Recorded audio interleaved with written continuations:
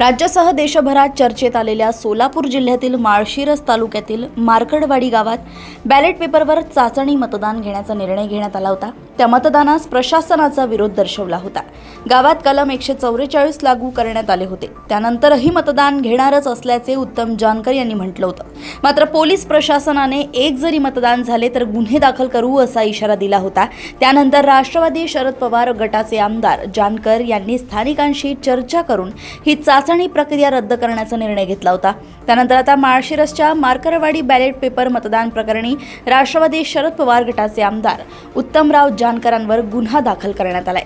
मतदान प्रक्रियेसाठी पुढाकार घेणाऱ्या मार्कडवाडीतील 17 जणांसह अन्य 100 ते 200 ग्रामस्थांच्या विरोधात पहिला गुन्हा नोंद करण्यात आला।